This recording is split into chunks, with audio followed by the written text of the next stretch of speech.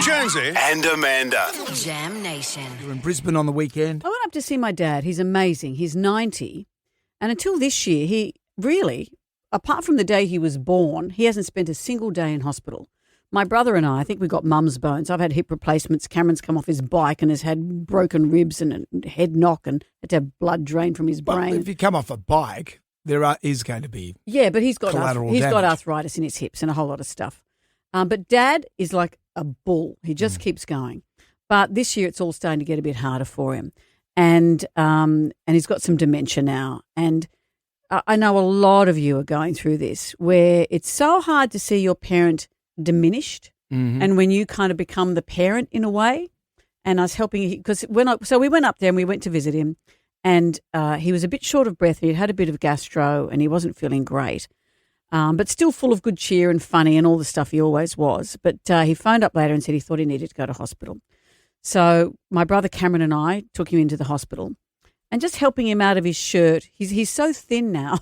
He wears, it's like, the opening scene of Get Smart with all the buttons and the locks. He's got pants with a belt on as well as braces holding all of that up. But to put the gown on him, because they wanted to do a chest blah blahs, just seeing his little soft skin and just seeing him so diminished. And your dad doesn't usually go to hospital. He's one of those guys that Never been. But he never rings as a panicky Pete. No, and that's why we knew. And we have had that lecture many times with Dad saying they and we would rather you were in there than being sick at home. So that's exactly right. But there was a moment where we saw that he hadn't really been taking all of his tablets. He's forgotten to take them, ironically, because there is dementia, anti-anxiety, all this sort of stuff that keeps all of that maybe a bit more at bay for him. So I had such gratitude to Cameron and his wife, Kerry, who are taking such good care of Dad. Dad lives on his own, and we're trying to find a place for him to be. But, it's just hard. And Dad, who was always the funniest, sharpest person in the room, to see him not remember things. Yeah. He knows who we are and all of that, but you'll give him some instructions and he's forgotten them by the time you get to the end of the instructions. And everything has to be written down. He's got this diary. It looks like that scene from A Beautiful Mind. It's just all over the shop. But what was great is that afternoon when we were driving him to the hospital and we spent hours in the hospital waiting for him to be sorted out, Cameron and we laughed and laughed. It was great. And Dads, we've always been a family who have told each other we love each other, but we laugh at each other as well.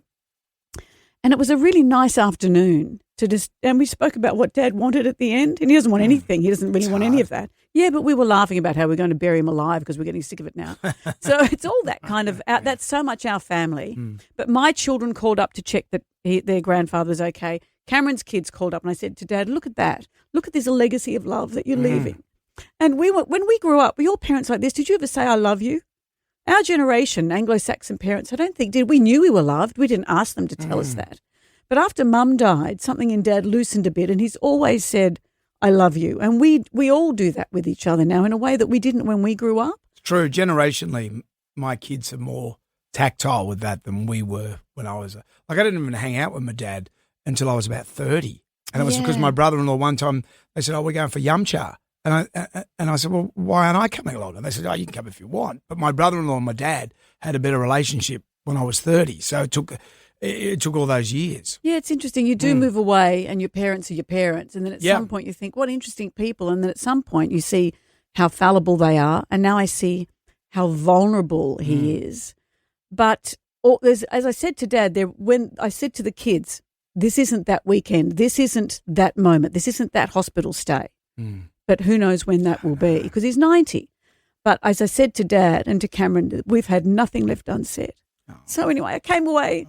He's got the clean bill. He'll outlive all of us. He's got a clean bill of health as to what's going on in his body. I was so relieved when you texted me and you said he was okay. Yeah. That actually took a great burden off me on the weekend. But it was hard seeing his dementia because I think Cameron's kept a lot of that from me because of stuff we're going through with Harley at home. Of course. I said, no, I was so pleased to be able to see Cameron. I see what you're doing and thank you. You didn't. It's hard. You didn't feed him that egg, did you? No, I didn't. It's funny. You'd made a joke about making us all sick by me giving him a hard-boiled egg that had been on the desk overnight. No, I didn't. nature had taken care of. Nature had given him gastro a few weeks ago, and he was still dealing with that. Well, I'm glad Art's on the mend. That's good to hear. Well, He's a top he is. fella. I He really is. like him. But gee, it's hard to see. Of course.